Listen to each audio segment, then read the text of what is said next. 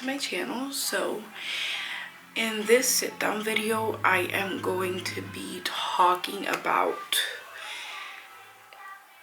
something that happened to me when I was a teenager. It was related to related to health and all of that, related to a pregnancy and stuff. Before I get into this video, I do want to say, make sure you guys go ahead and subscribe to my channel and join the family, and make sure you leave a comment down below. And yeah, so let's jump right into this video. So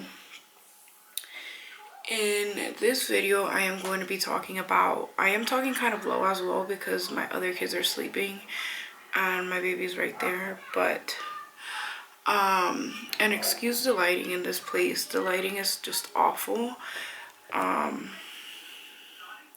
It's really yellow in here because of the light.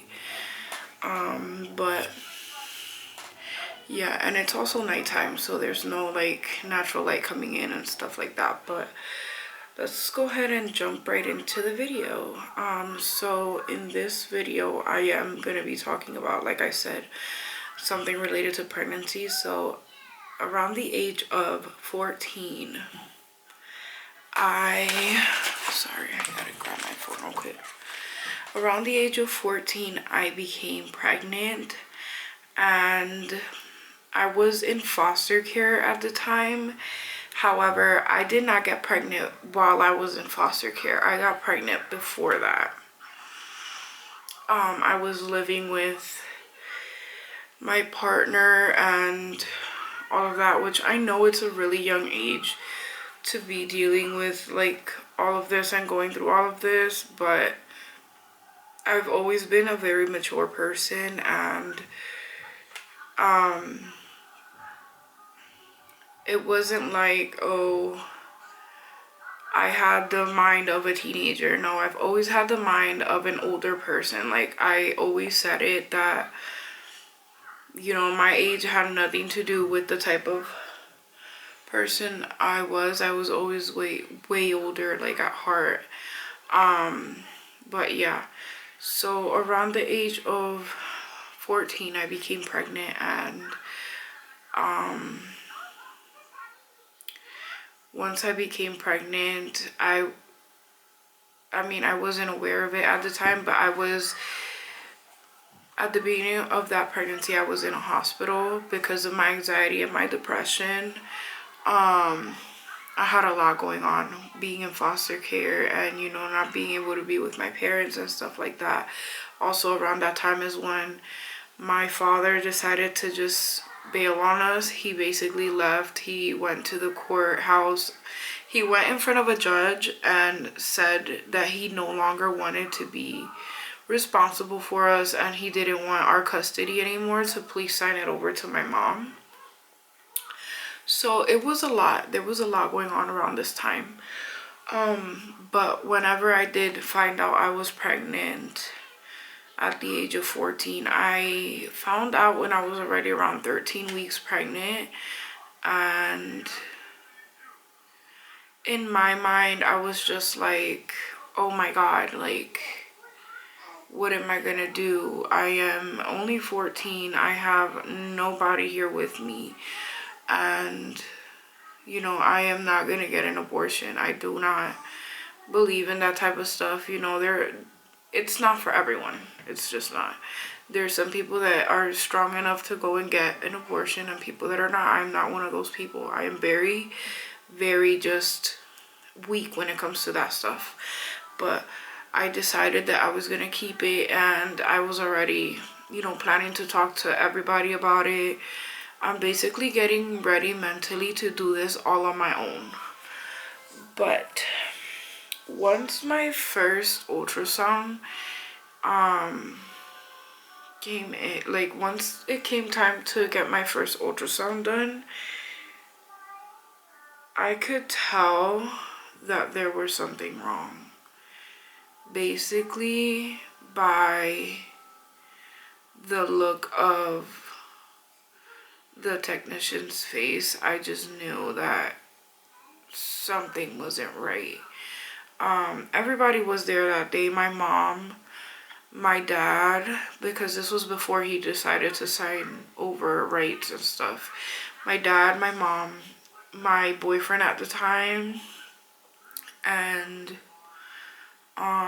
the family that I was staying with, because I got really, really close with my foster mom. She was amazing. She was great. So we were really, really close. But like I said, I could just tell that something was wrong. And I felt like everything was my fault because I was in this hospital for anxiety and depression, and they were just forcing medication down my throat, basically. Like, I didn't know I was pregnant. I wasn't on board with taking medication. Like, there was nobody ever signing or authorizing them to give me that much medication, and I feel like I just felt guilty. Like, to this day, I still feel very, very guilty.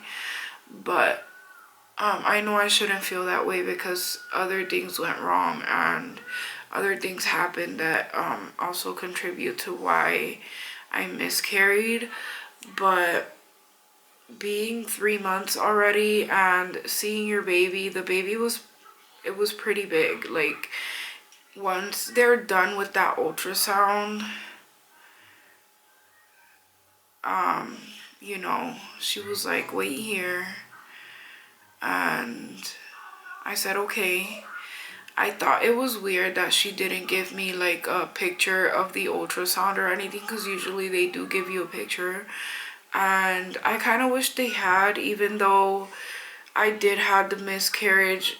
I feel like as a mom, you still carry that baby. You will always remember that baby. And I felt like it was just kind of mean that they just didn't know. I mean, I understand why they never gave the picture or anything, but because they don't want you feeling like, oh, like they don't want you remembering and like seeing like, oh, this is the baby that I was gonna have and ended up dying. Like, I completely understand that, but at the same time, as a parent, you just want to have something that reminds you of your baby, because you're never gonna forget. You're never, as a mom, you never forget how many times you've been pregnant, how, especially with a baby that's already 13 weeks gestation, like you never forget that.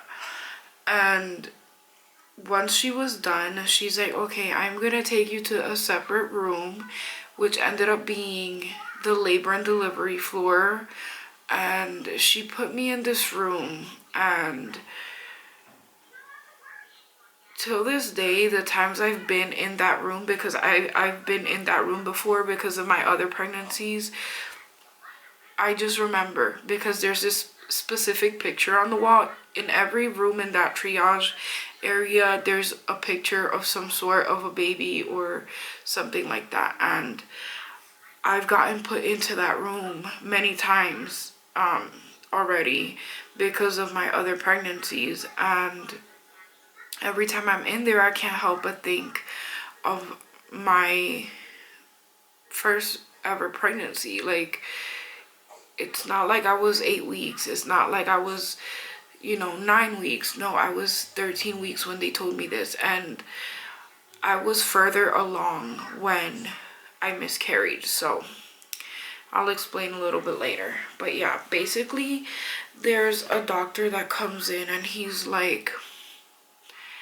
I feel like because of my age, the doctor just didn't really have compassion for me. And he was just like, oh my God, like, this teenager doesn't know what she's doing. She's just spreading her legs. Like, doesn't really matter what the hell happens with her baby because she can always have more. That's like how I feel like he treated me.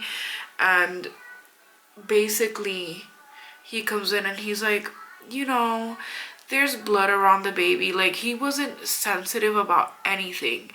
And like I said, I've always been a very mature person, and I knew like there's a certain way to speak to people and there's a certain way that you don't. And I felt like, what the hell is wrong with this guy? Like, he could be just a little bit more sensitive. I know I'm only 14, but I do understand more than I should because of having to mature and grow up at such a young age. Like, there's so much that went on in my life that made me grow up so much faster.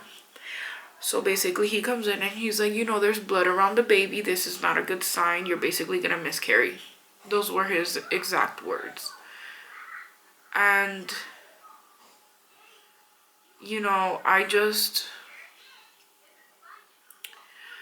I'm sorry. Like, this still hurts me to this day. Like,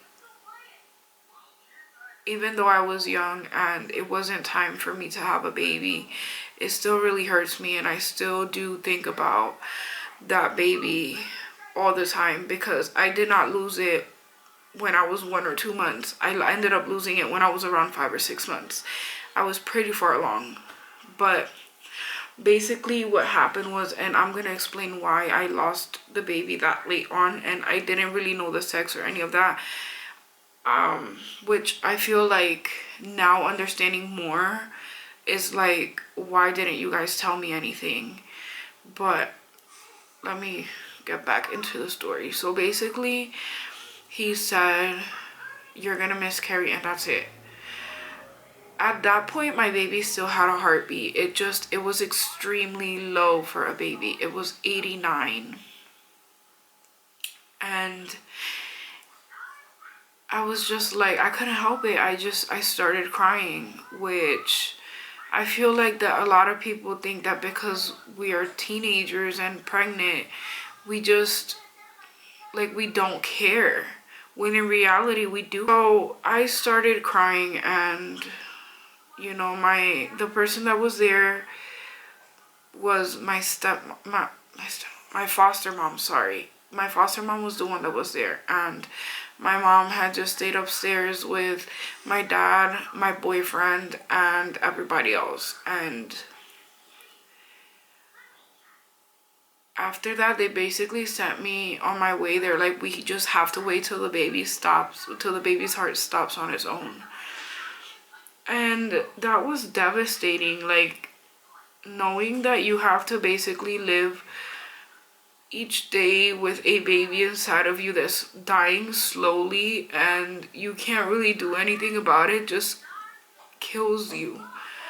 Like, it just killed me. And I feel like that's the reason why it affects me to this day, because I just sit and think that I had to sit there for another month or 2 with a baby inside of me that was dying and I couldn't do anything about it. And on top of that, I was all alone. Like, all I had was this baby. Like, even though I was young, this was all I had. And sorry, I did not expect to cry. This was so long ago and it still, like, hurts me so much to this day. But once I got upstairs, I told everyone the news, and I told my boyfriend of the time. And I could just tell by the look of his face that in that moment he was devastated, but at the same time, he was the type of person that just loved to be out partying. He was much older than me though. At the time, I think he was around 26 or 27. And he was just in that mindset. Like, I felt like he really didn't care, even though he probably did. I just felt like he did it. And once I went home, they called back and said basically I had to make an appointment for every week. So every week I had to go in and get an ultrasound, and I went in every single week for about a month and a half or 2. It really hurt because I understand much more now. Since I've been pregnant so many times, I understand much more now, and it makes me really mad and really upset that I didn't really ask these questions. But at the same time, with it being my first pregnancy, what the hell was I supposed to know? But yeah, so I went back again into the second ultrasound, and each time I went in, I I was so devastated having to look at that monitor and see my baby moving. I could see my baby moving. Sooner or later, there was gonna be no heartbeat, you know? And, like, I'm not trying to, like, I'm sorry, I'm not trying to cry, like, in this video, but these are real, genuine, like, tears. Like, this is all stuff that still, like, this was trauma in my life. This is all still stuff that, like, really, really affect me. And like I said, I went through it alone, and that baby was all that I had at the time. And to even know that I didn't ask the right questions and I wasn't told anything just makes me even more mad. But yeah, so I had about 6 ultrasounds. So basically I had to go, no, I had a lot of ultrasounds, you guys. I really don't know how much there were, but I had a lot of ultrasounds. So basically I kept going through that every week until the end of it. So at the very last day, the very last ultrasound I had, she told me again that she was gonna take me downstairs into the room, and by that point I already knew. I mean, everybody was there. My boyfriend of the time was there, and I just knew, like, and I keep saying I was alone because even though they were there, I feel like they were just there physically. They weren't there mentally, emotionally. Like, I just felt like they weren't there. But that one time, my boyfriend of the time, the father of the baby, did cry when he found out that basically they took me into the room again to labor and delivery floor triage, and they said, you know, I'm sorry, but there's no more heartbeat. And I knew that this was gonna happen.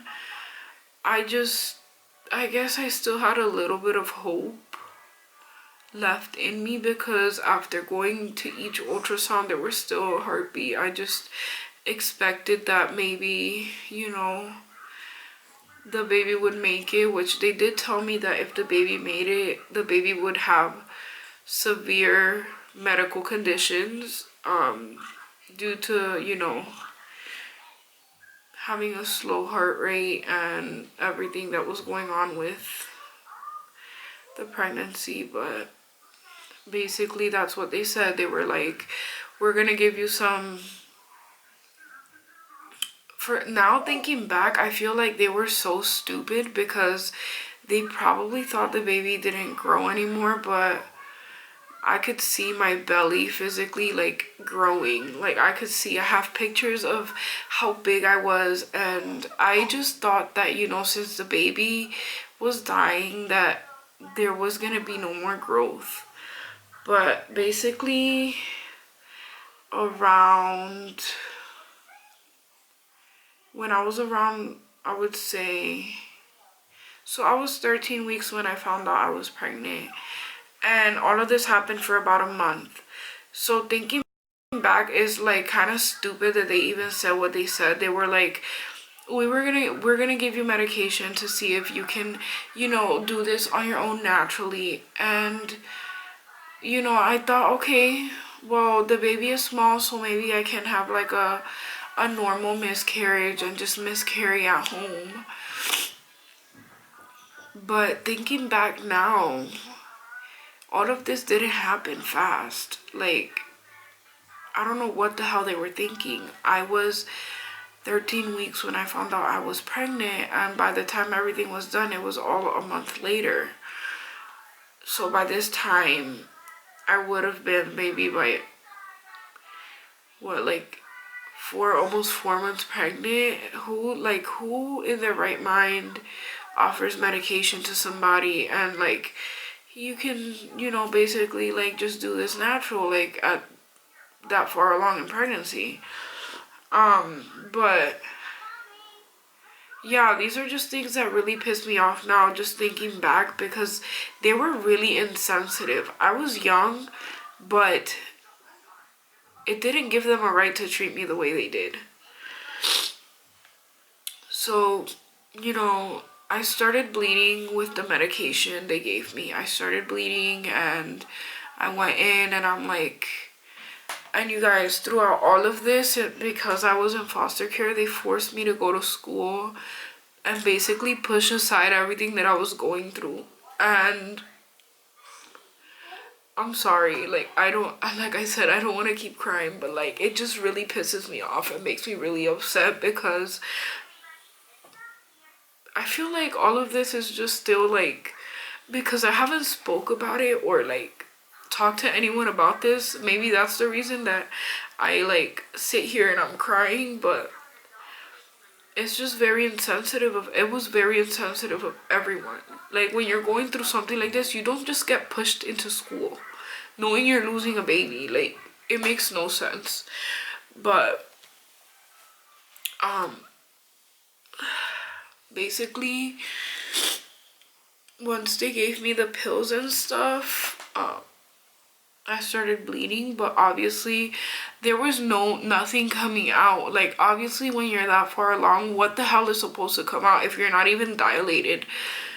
It makes no sense. Like, now that I think back to it, like, what the fuck? It makes no sense. But so they make an appointment for me to get a DNC done, and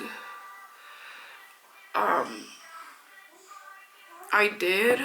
So basically that day they took me back into the little, it's like a triage, it's like a pre-op room.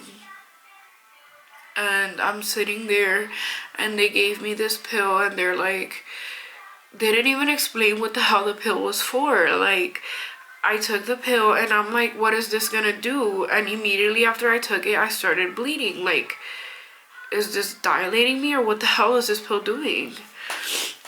Like, I just had no idea. But like I said, because I was young, they just didn't really explain shit to me. They didn't. And my family just didn't really give two fucks about me at the time. They really didn't.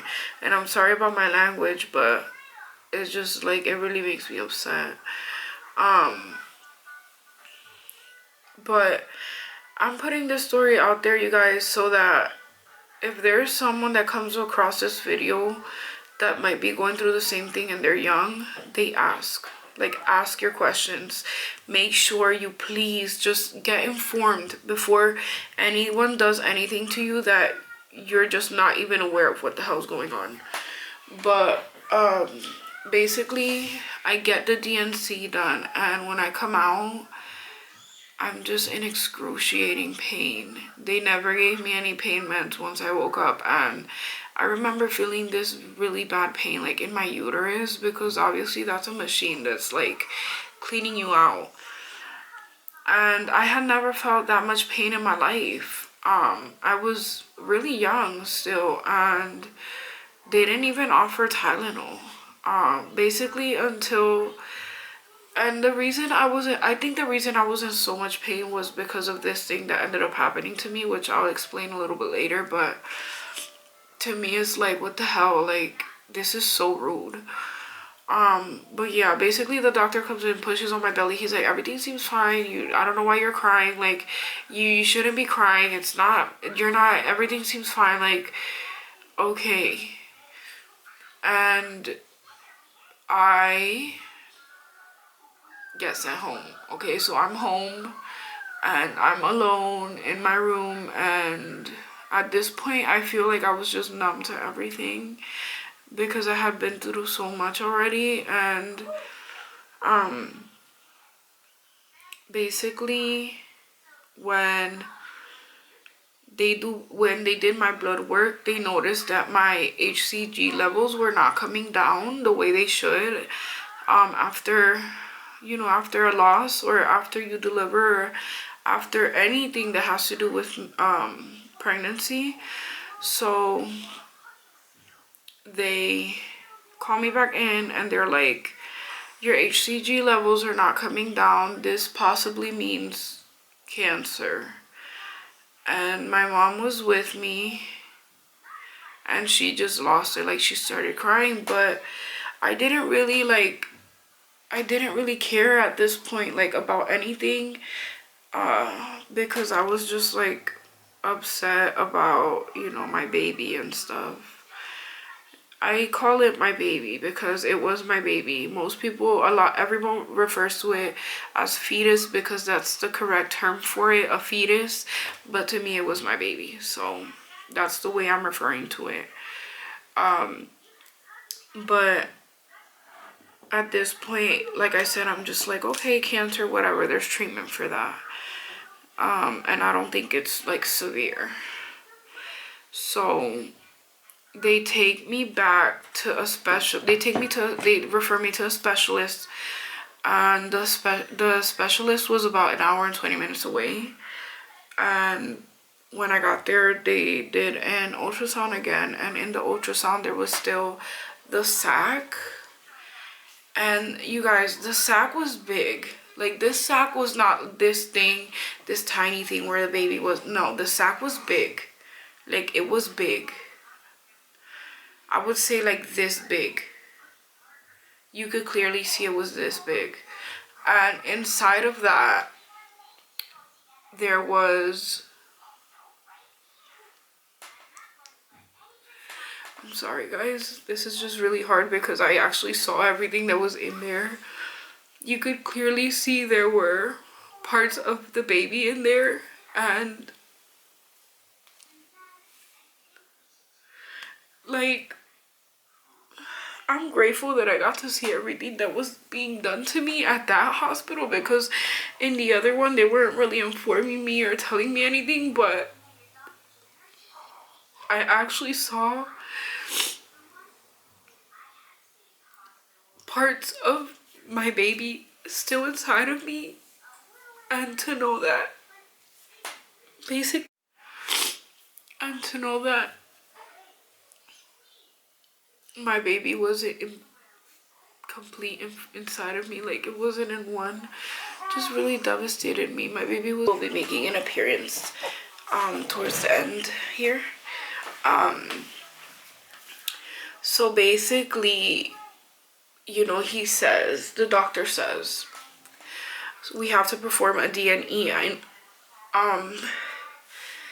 And I didn't even know the correct term, like what it was, like what it stood for. I just knew it was a D&E.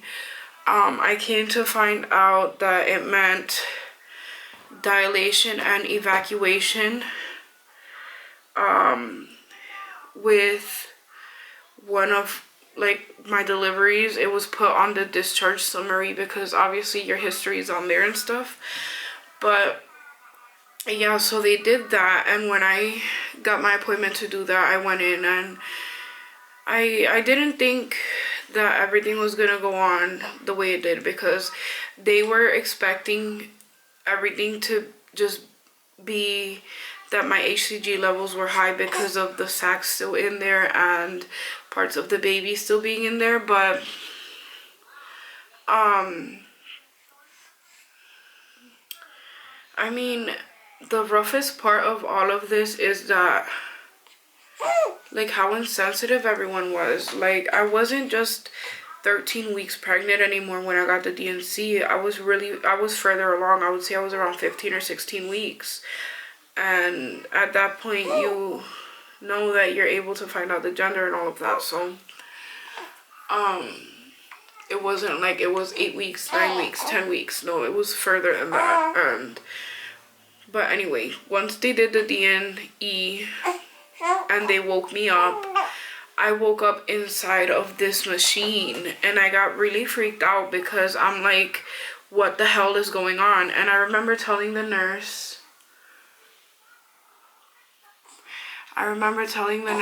oh, what's going on? Why am I in here? And I was all loopy because of that. But she said, we're gonna do a CAT scan because the doctor found some cancerous cells in your uterus or wherever it was that he checked. I'm pretty sure it was my uterus because that's where everything was. So I'm assuming that's the cancer and all of that is because of the molar pregnancy. That's what they call it, a molar pregnancy.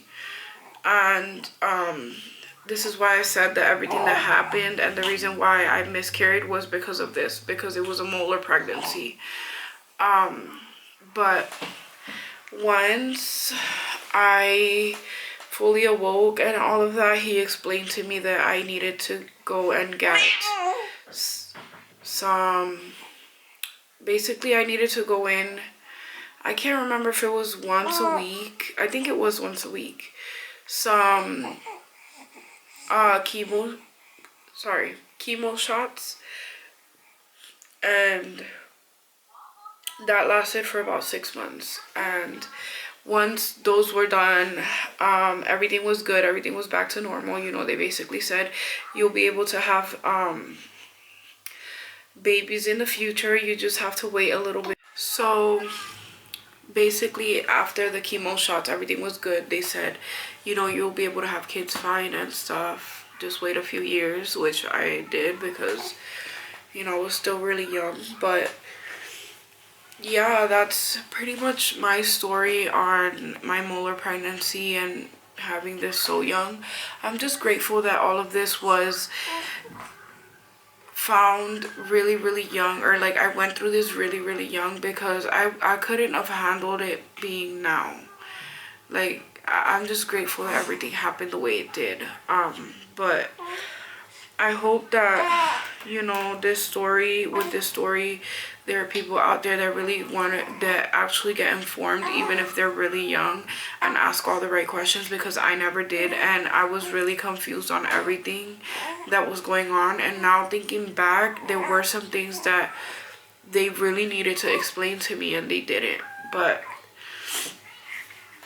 yeah, I hope you guys, sorry, my baby's here with me. I hope you guys like, comment, share, and subscribe, and I'll see you guys in my next video.